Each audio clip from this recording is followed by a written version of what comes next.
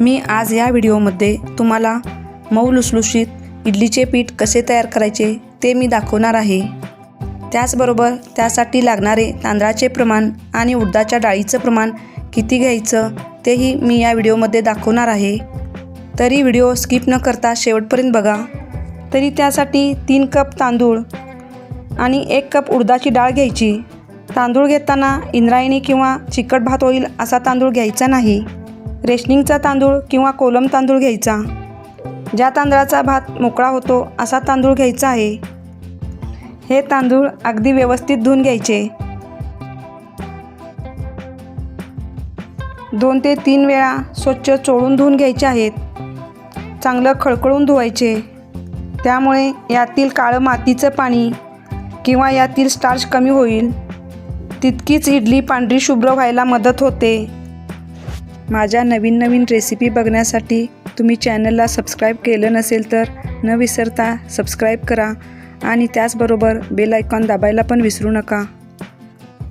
स्वच्छ धुवून झाल्यावर यामध्ये भरपूर पाणी घालायचं आणि पाव चमचा मेथी दाणे घालायचे। तांदूळ 2 ते 3 वेळा स्वच्छ धुवून त्याच्यात मेथी टाकून झाल्यानंतर त्याच्यावर झाकण ठेवून 4 ते 5 तास भिजायला ठेवायचा। आता पातेल्यात 1 वाटी उडदाची डाळ घ्यायची। ही डाळ सुद्धा 2 ते 3 वेळा स्वच्छ धुवून घ्यायची आहे।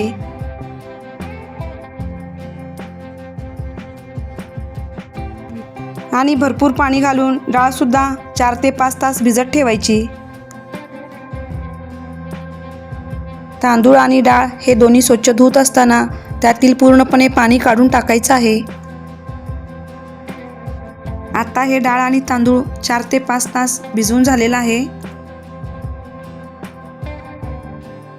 डाळ आणि तांदूळ 4 ते 5 तास भिजून झाल्यानंतर या दोन्हीतील पाणी एका पातेल्यात काढून घ्यायचं। डाळ आणि तांदळातील काढून घेतलेल्या पाण्याचा वापर आपल्याला पुढे करायचा आहे, त्यामुळे हे पाणी टाकून न देता तसेच ठेवून द्यायचं। आता ज्या वाटीने किंवा कपाने तांदूळ घेतला आहे त्याच कपाने 1 कप पोहे घ्यायचे। पोहे स्वच्छ धुवून थोडं पाणी घालून भिजत ठेवायचं। पोह्यामुळं इडली मऊ राहते। किती वेळ जरी इडली ठेवली तर इडली मऊ राहते। आता मिक्सरच्या भांड्यात तांदूळ घालून सुरुवातीला पाणी न घालता रवाळ वाटून घ्यायचं। आपण काढून ठेवलेल्या पाण्याचा वापर इथे करायचा आहे। पहिल्यांदा तांदूळ थोडा रवाळ वाटून झाल्यानंतर काढून ठेवलेलं पाणी गरजेनुसार घालून परत एकदा भिजवलेला तांदूळ रवाळ वाटून घ्यायचा। पाणी जास्त पण घालायचं नाही, गरजेनुसारच पाणी घालायचं आहे। वाटून घेतलेलं तांदळाचं पीठ एका मोठ्या पातेल्यात घालून घ्यायचं।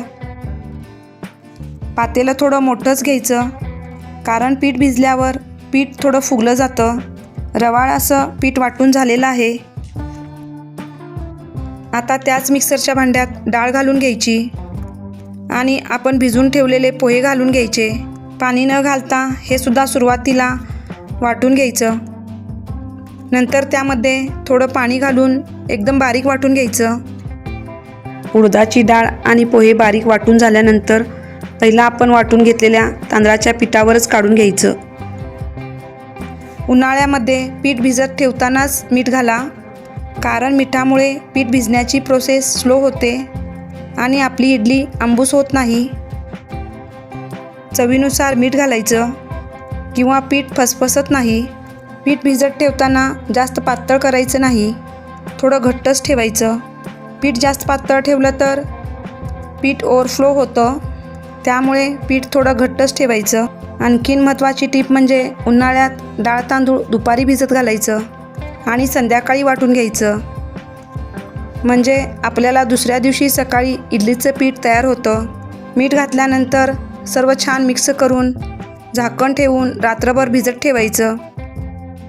दुसऱ्या दिवशी सकाळी तुम्ही पाहू शकता पीठ चांगलं फुललं आहे, मस्त छान पीठ तयार झालं आहे, पण यामध्ये आंबूसपणा नाही।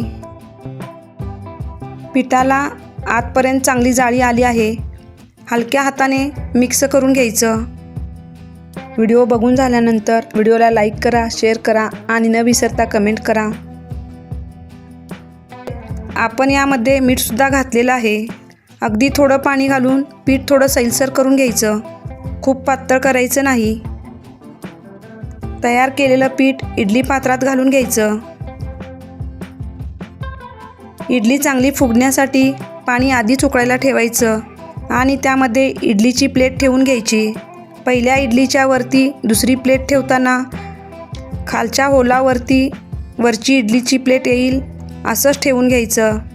म्हणजे खालून येणाऱ्या वाफेवर इडली चांगली वाफून निघते. झाकण ठेवून 8 ते 10 मिनिटं तुम्ही पाहू शकता. तयार झाली आहे मऊ लुसलुशीत इडली.